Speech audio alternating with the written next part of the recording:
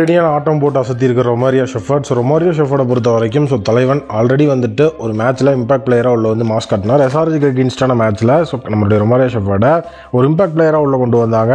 சூப்பராக தலைவன் ஒரு வெறித்தனமான இன்னிங்ஸ் அப்படிங்கிறதுல இனிஷியல் ஸ்டார்ட்லேயே நல்லா ஒரு மிகப்பெரிய லெவலில் இம்பாக்ட் கிரியேட் பண்ணார். இப்போ அதுக்கப்புறம் அவருக்கு வேறு லெவலில் பேட்டிங் ப்ராக்டிஸ் அப்படிங்கிறத தொடர்ந்து கொடுத்துட்டு இருந்திருக்காங்க. ரொமாரியோ ஷெஃபர்ட் நேற்று பும்ராவை ஃபேஸ் பண்ணி வேறு லெவலில் ஒரு நீட்டான ஸ்ட்ரைக் அப்படிங்கிறத காமிச்சிருக்கிறாரு. Romario Shepherd full and full அவர் ஒரு அதிரடியான ஒரு ஹிட்டர் அப்படின்னு நம்ம எல்லாருக்குமே தெரியும்.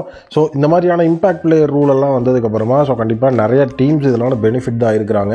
ஏன்னா அந்த மேட்ச்லேயே எஸ்ஆர்ஜி அகெயின்ஸ்டான மேட்ச்லேயே பார்த்தீங்கன்னா ரொமாரியோ ஷெஃபர்டை நீட்டாக நம்மளால் இம்பாக்ட் பிளேயர் ரூலை யூஸ் பண்ணி உள்ளே கொண்டு வர முடிஞ்சுது. இல்லைனா கண்டிப்பாக இன்னுமே ரொம்ப ஒரு இம்பாக்ட் பிளேயர் ரூலில் இல்லாமல் இருந்ததுன்னா கண்டிப்பாக அந்த இடத்துல ரொம்ப கஷ்டமாக இருக்கும். டோட்டலாகவே அந்த மேட்சை நம்ம லூஸ் பண்ணியிருந்தாலும் நிறைய ஃபைண்டிங்ஸ் நம்மகிட்ட இருந்தது. ரொமாரியோ ஷெஃபர்டோட ஹிட்டிங்ஸ் எப்படி இருக்குது, இந்த மாதிரி நிறைய விஷயங்கள் நம்மளால் பார்க்க முடிஞ்சுது. கண்டிப்பாக ரொமாரியோ ஷெஃபர்டோட இந்த ஒரு அதிரடியான ஒரு ஹிட்டிங் பிளேயிங் லெவலில் அவருக்கு ஒரு வாய்ப்பு அப்படிங்கிறத வாங்கி தரதுக்கான வாய்ப்புகளும் ரொம்ப அதிகமாக இருக்குது. ஏன்னா டோட்டலாகவே இந்த மாதிரியான மேட்ச் ஃபினிஷிங்கான டைமில் ரொமாரியோ ஷெஃபர்ட் நீட்டாகவே ஸ்ட்ரைக் பண்ணுவார். ஒரு டிம் டேவிட் அந்த டீமில் இருக்கும்போது அந்த இடத்துல ரொமாரியோ ஷெஃபர்ட் உள்ளே இருந்தால் அந்த ஃபினிஷிங் ஒரு மிகப்பெரிய லெவல் ஆஃப் ஒரு க்ரூவாக இருக்கும். அதை தான் எஸ்ஆர்ஜி அகெயின்ஸ்டான மேட்ச்சில் பார்த்தோம். பட் அவர் உள்ளே வந்தது கொஞ்சம் லேட்டு. ஏன்னா அதுக்கப்புறம் அந்த இடத்துல ஒரு ஸ்லோ இன்னிங்ஸ் அப்படிங்கிறது ஆடப்பட்டுச்சு. அதனால தான் அவரால் லேட்டாக உள்ளே வர முடிஞ்சது.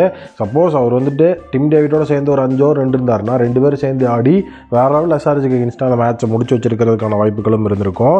இப்போ ரொமாரியோ ஷெஃபர்ட் நீட்டாக ஒரு நல்ல ஒரு ப்ராக்டிஸ் செஷனில் இருந்துட்டு இருக்காரு.